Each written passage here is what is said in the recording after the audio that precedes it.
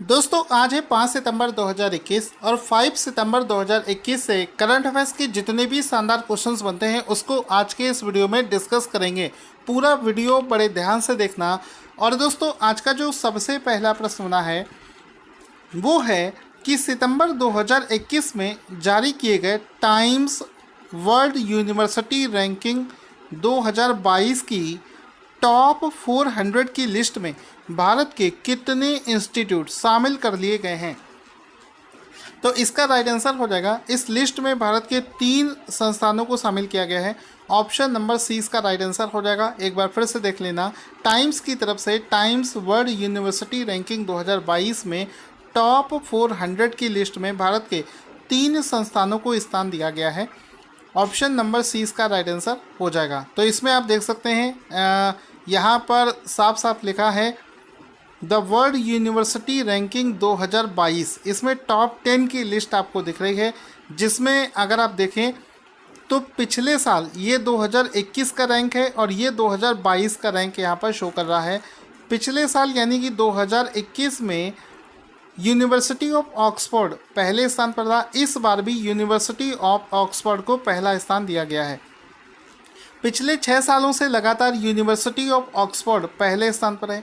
University of Oxford कौन से देश में है? ये यूके देश में स्थित है, ये आपको पता होना चाहिए। सेकेंड स्थान पर आता है कैलिफोर्निया इंस्टीट्यूट ऑफ टेक्नोलॉजी और सेकेंड स्थान पर ही हार्वर्ड यूनिवर्सिटी का नाम आता है।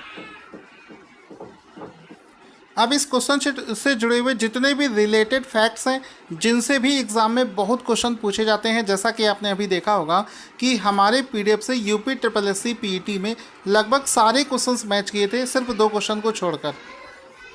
अब जैसा कि मैंने आपको बताया कि भारत के 3 संस्थानों को टॉप 400 की लिस्ट में शामिल किया गया है। तो इसमें आप देखेंगे पहला नाम है IISc बेंगलोर, दूसरा नाम है इंडियन इंस्टीट्यूट ऑफ टेक्नोलॉजी और तीसरा स्थान है IIT इंदौर। ठीक है, दूसरा है IIT रोपर। तो इन 3 संस्थानों को IISc बेंगलोर, IIT रोपर और IIT इंदौर को इस लिस्ट में शामिल किया गया है। यहाँ पर दोस्तों ये दोनों चीज़ें मैं आपको बता चुका हूँ कि 6 बार लगातार 6ठी बार ऑक्सफोर्ड यूनिवर्सिटी पहला स्थान है। और ऑक्सफोर्ड यूनिवर्सिटी कौन से देश में है? ये यूनाइटेड किंगडम में स्थित है, ये भी मैं आपको बता चुका हूँ। आगे चलने से पहले दोस्तों बोलना चाहूँगा कि हमारे टेलीग्राम चैनल पर डेली बेसिस पर करंट अफेयर्स की प्रैक्टिस के क्वेश्चंस की शुरुआत कर दी गई है। डेली मैं वहाँ पर क्वेश्चंस पोस्ट करता हूँ और जितने भी लोग उसमें जुड़े हैं वो वहाँ पर उसका आंसर देते हैं।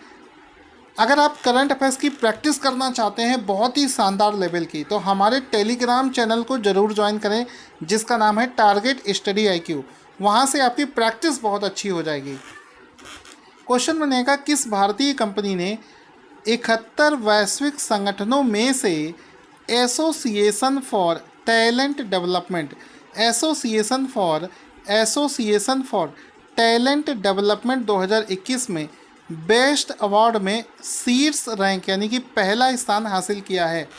तो आंसर हो जाएगा Larsen and turbo. Option number D इसका राइट आंसर हो जाएगा कि लार्सन एंड टर्बो ने इसमें पहला स्थान प्राप्त किया है। कल मैंने आपको बताया था कि ये जो अवार्ड है एसोसिएशन फॉर टैलेंट डेवलपमेंट 2021 का जो अवार्ड है, ये भारत के 2 संस्थानों को, 2 ऑर्गेनाइजेशंस को दिया गया है पूरी दुनिया के 71 संस्थानों में से।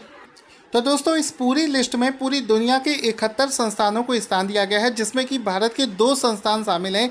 कल मैंने आपको यही वाला क्वेश्चन करवाया था, जिसमें मैंने आपको बताया था एक संस्थान का नाम है PGCIL, power grid corporation of India limited. Power grid को 71 में से 8वां स्थान दिया गया है।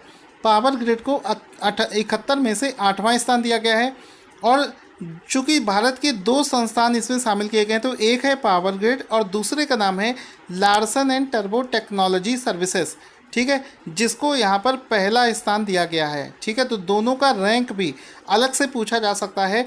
लार्सन एंड टर्बो को मिला है पहला स्थान और पावर ग्रिड को मिला है इसमें 8वां स्थान। तो ऑप्शन नंबर डी इसका राइट आंसर हो जाएगा। अब इसमें आप देख सकते हैं L&T ने अपनी वेबसाइट पर इस फोटो को भी शेयर किया है, जिसमें उन्होंने लिखा है कि LTTS रैंक्ड #1 यानी कि L&T को पहला स्थान मिला है। और किस में मिला है? प्रीस्टीजियस ATD बेस्ट अवार्ड में ये स्थान उसको मिला है और ये यहाँ पर सील्ड भी इसका दिख रहा होगा। दोस्तों आप में से बहुत ऐसे लोग हैं जो कि हमें सपोर्ट नहीं करते हैं। दोस्तों आप लोगों से रिक्वेस्ट है कि जितना ज़्यादा हो सके वीडियो को लाइक और शेयर ज़रूर किया करो। आप जितना मोटिवेट करोगे उतना ही ज़्यादा हमें अच्छा लगेगा, दिल को सुकून मिलता है कि आप मेरी चीज़ को पसंद कर रहे हैं। अगला शानदार क्वेश्चन बना है कि 12th डिफेंस एक्सपो 2022 जो 12वां संस्करण है डिफेंस एक्सपो का, जो कि 2022 में होना है, वो 2022 में कौन से शहर में आयोजित किया जाएगा? तो आंसर हो जाएगा इसको गुजरात के गांधीनगर। ऑप्शन नंबर डी इसका राइट आंसर हो जाएगा। गुजरात के गांधीनगर में ये डिफेंस एक्सपो आयोजित किया जाएगा। बहुत सारे क्वेश्चंस अभी और बन जाएंगे कि 2022 में जो डिफेंस एक्सपो होगा वो इसका कौन सा संस्करण होगा? आंसर हो जाएगा ये इसका 12वां संस्करण होगा। कौन सा होगा? इसका 12वां संस्करण होगा, जिसको गुजरात के गांधीनगर में आयोजित किया जाएगा। अब इसका एक फ़ोटो भी देख लेंगे। भी हाल ही में राजनाथ सिंह ने जहां पर ये एक्सपो ऑर्गेनाइज किया जाएगा इसका दौरा किया था और पीछे देखो लिखा है कि गवर्नमेंट ऑफ गुजरात और मिनिस्ट्री ऑफ डिफेंस ये दोनों मिलकर आयोजित करेंगे वर्ष 2022 का डिफेंस एक्सपो। ठीक है, और राजनाथ सिंह ने वहां पर विजिट किया था और सभी चीज़ों का जायजा हाल ही में लिया है। अब इस क्वेश्चन से जुड़े हुए जो रिलेटेड फैक्ट्स हैं उसको भी समझ लेते हैं। ये जो एक्सपो है ये मार्च 10 से लेकर 13 तक 2022 में आयोजित किया जाएगा। ये जो डिफेंस एक्सपो 2022 है इसका उद्देश्य क्या है कि डिफेंस के सेक्टर में भारत को आत्मनिर्भर बनना है किसी भी तरीके से। पहला तो ये हो गया। दूसरा, सरकार ने लक्ष्य रखा था, अभी जब ये कोविड लगा था तो उस समय आत्मनिर्भर बनने का बड़ा एक प्रोग्राम चला था, अभियान चला था। तो वर्ष 2024 तक का एक लक्ष्य रखा है कि 5 बिलियन अमेरिकी डॉलर जो है इतना हमें अपना रक्षा का एक्सपोर्ट जो है इस लक्ष्य को प्राप्त करना है। तो एग्ज़ाम में एक बहुत ही प्यारा क्वेश्चन ये पूछा जाता है कि भारत ने किस वर्ष तक 5 बिलियन अमेरिकी डॉलर डिफेंस एक्सपोर्ट का लक्ष्य रखा है? तो बहुत प्यार से आंसर कर देना कि 2024 तक का लक्ष्य रखा गया है। क्वेश्चन के अंदर आपको ये क्वेश्चन मिल रहा है, बहुत मज़ेदार है, बड़ा मज़ा आ रहा होगा। इसी तरीके से क्लास करते रहो। अब दोस्तों 5 सितंबर के अगले क्वेश्चन में चलते हैं कि हाल ही में पीएम मोदी ने सितंबर 2021 में छठे पूर्वी आर्थिक मंच, इंग्लिश में जिसका नाम है 6th eastern economic forum EEF के नाम से आपको मिलेगा, को हाल ही में संबोधित किया है। और ये जो समिट है EEF समिट 2021, इसकी मेज़बानी कौन सा देश कर रहा है? तो किस देश की अध्यक्षता में इसको आयोजित किया गया है? आंसर हो जाएगा ऑप्शन नंबर बी, यानी कि रसिया। रसिया देश में हाल ही में एक समिट ऑर्गेनाइज किया जा रहा है जिसका नाम है EEF समिट 2021। तो ऑप्शन नंबर बी रूस इसका राइट आंसर हो जाएगा। इसमें आप देख सकते हैं प्रधानमंत्री मोदी जी ने इसमें वर्चुअली एक इवेंट के माध्यम से इसको संबोधित किया है।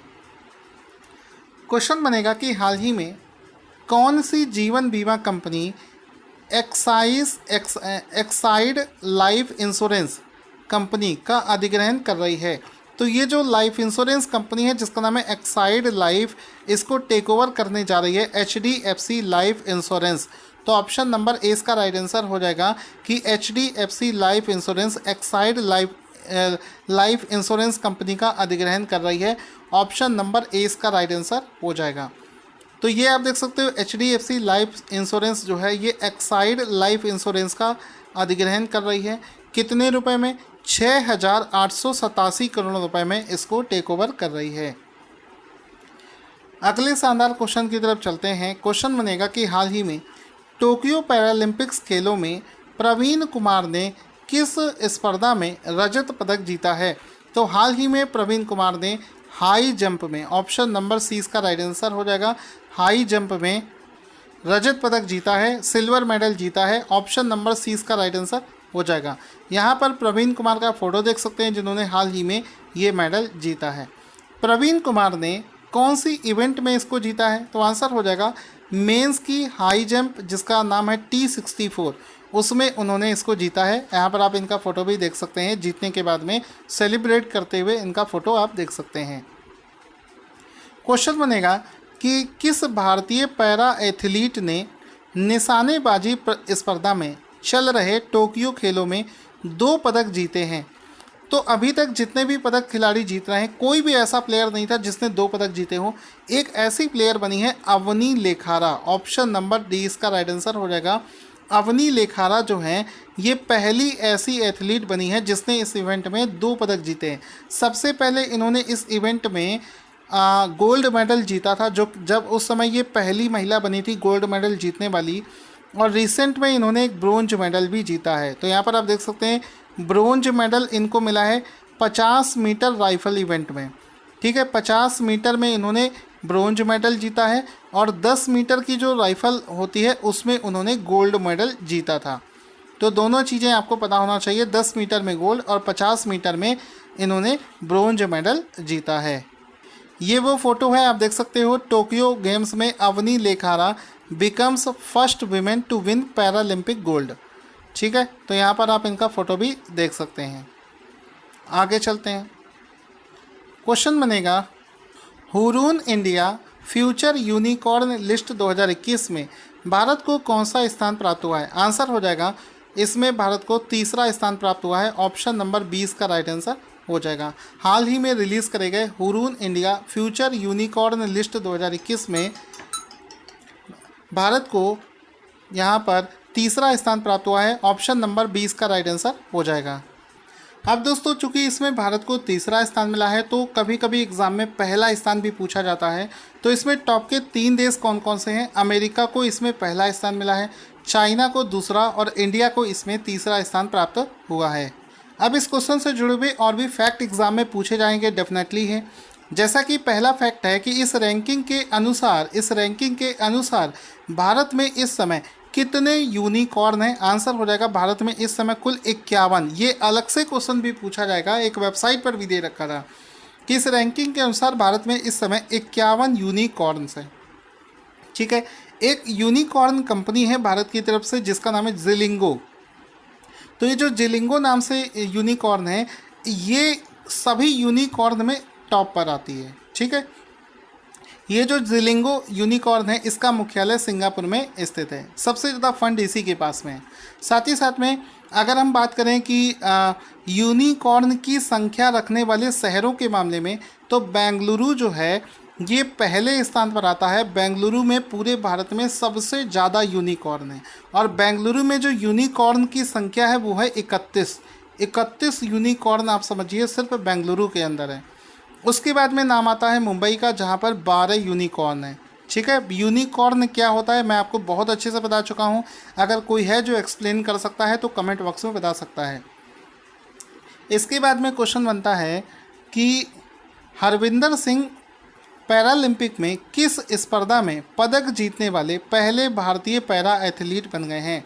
तो आंसर हो जाएगा आर्चरी। ऑप्शन नंबर 20 का राइट आंसर हो जाएगा कि हरविंदर सिंह जो हैं ये तीरंदाजी से संबंधित है, जिन्होंने हाल ही में यहाँ पर ब्रोंज मेडल जीता है। तो ऑप्शन नंबर 20 का राइट आंसर हो जाएगा। इसमें आप देख सकते हैं कि आर्चरी यानी कि धनुष बाण जो होता है उस खेल से संबंधित है और ये मेडल जीतने के बाद में इन्होंने ब्रोंज मेडल जीतना है, जिसके बाद में आप इनका फ़ोटो देख सकते हैं। और ऐसा करने वाले वे पहले पैरा एथलीट बने हैं।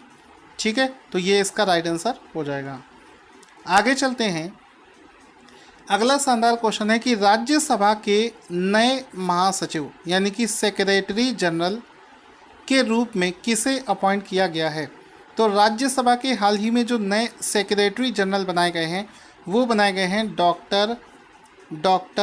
डॉक्टर परसाराम पट्टाभी केशव रामचायुरलू। ठीक है, तो नाम इनका थोड़ा सा डिफ़िकल्ट है, आप सिर्फ आगे के शब्द याद रख सकते हैं। डॉक्टर परसाराम, तो डॉक्टर परसाराम को हाल ही में राज्यसभा का नया सेक्रेटरी जनरल बनाया गया है। ऑप्शन नंबर ए इसका राइट आंसर हो जाएगा। इनका फ़ोटो भी आप यहाँ पर देख सकते हैं। अब दोस्तों यहाँ पर इस क्वेश्चन से जुड़ा हुआ जो रिलेटेड स्टैटिक जीके है वो भी कवर कर लेते हैं। यहाँ पर स्टैटिक जीके में ये पूछा जा सकता है कि राज्यसभा से संबंधित क्वेश्चन आपको एग्ज़ाम में पूछे जा सकते हैं। अभी रिसेंट में आपको याद होगा यूपी SSSC के पीटी एग्ज़ाम में लोकसभा से संबंधित क्वेश्चन पूछे गए थे। अभी जो मैं आपको राज्यसभा के क्वेश्चन करवाऊंगा तो ज़्यादातर क्वेश्चन एग्जाम में पूछे जा चुके हैं। भारतीय संसद के अपर हाउस को क्या बोला जाता है? राज्यसभा। राज्यसभा में कुल सीटों की संख्या कितनी होती है? 250। राज्यसभा में निर्वाचित सदस्यों की संख्या अधिकतम कितनी है? 238 जो हैं ये निर्वाचित होते हैं और 12 जो हैं वो मनोनीत किए जाते हैं प्रेसिडेंट के द्वारा। राज्यसभा का सदस्य बनने के लिए न्यूनतम आयु कितनी होनी चाहिए? तो 30 साल होनी चाहिए। राज्यसभा क्या है? तो ये एक तरीके का स्थायी सदन है। किसी भी स्थिति में, याद रखना, किसी भी स्थिति में इस सदन को भंग नहीं किया जा सकता। राज्यसभा को स्थायी सदन क्यों कहते हैं? इसी वजह से कहते हैं क्योंकि कभी भी इसको विघटित नहीं किया जा सकता है, इस वजह से इसको स्थायी सदन कहा जाता है। राज्यसभा का स्थायी सदन होने का कारण क्या है? कारण यह है कि इसके जो मेंबर होते हैं वो एक साथ रिटायर नहीं होते हैं। सिर्फ 1/3 सदस्य जो हैं वो हर 2 साल में रिटायर कर दिए जाते हैं। कितने? याद रखना, 2/3 ऑप्शन में दे रखा होगा, लेकिन 1/3 1/3 इसके जो 1/3 मेंबर हैं ये हर 2 साल में रिटायर होते हैं, नए लोग आ जाते हैं। इस वजह से ये जो सदन है कभी भी इसको भंग नहीं किया जा सकता है। राज्यसभा के सदस्यों का चुनाव किसके द्वारा किया जाता है? तो इसके सदस्यों का चुनाव विधानसभा के चुने हुए सदस्यों के द्वारा किया जाता है। राज्यसभा का कार्यकाल जो कि मूल रूप से 5 वर्ष का था, लेकिन 42वां संशोधन करके इसको बढ़ाकर कितना कर दिया? तो इसका जो कार्यकाल है ये 6 वर्ष कर दिया गया था। राज्यसभा में राज्यों का प्रतिनिधित्व किस बात पर निर्भर करता है? किसी भी राज्य की जनसंख्या पर डिपेंड करता है। अब देखिए दोस्तों, यहाँ पर और भी क्वेश्चंस हैं, लेकिन मैं कोशिश करूँगा कि इस वीडियो को अपने टेलीग्राम चैनल पर शेयर कर दूँ, सो दैट आप राज्यसभा के सारे क्वेश्चंस को कर पाएँ, क्योंकि ये सारे क्वेश्चन एक जगह आपको आराम से नहीं मिलते हैं। तो टारगेट स्टडी IQ नाम से टेलीग्राम पर सर्च करो, एक चैनल मिलेगा, उसको ज्वाइन करो, वहाँ पर मैं आपको ये PDF शेयर कर दूँगा। इसके बाद में आ जाते हैं अगला क्वेश्चन हम कर चुके हैं। दोस्तों, आज का क्वेश्चन जिसका आंसर आपको देना है स्क्रीन पर आपको दिख रहा है। ABCD में क्या सही होगा आप आंसर में बता सकते हैं। साथ ही साथ में आपको 2-3 काम करने हैं। सबसे पहला कि अगर आपको मेरे कंटेंट की क्वालिटी अच्छी लगी हो तो हमारा जो 6 मंथ का PDF है जनवरी से लेकर जून तक का, वो खरीद सकते हैं। उसके बाद में आपका जुलाई और अगस्त वाला जो PDF है उसको भी लॉन्च कर दिया गया है, वो भी आप ले सकते हैं। ठीक है। दूसरी चीज़ है कि हमारे टेलीग्राम चैनल को ज्वाइन करें, जहां पर आपको डेली बेसिस पर प्रैक्टिस करवाई जा रही है, तो आपकी प्रैक्टिस भी अच्छी होती रहेगी। और चैनल को सब्सक्राइब करें, वीडियो को लाइक और शेयर करना ना भूलें।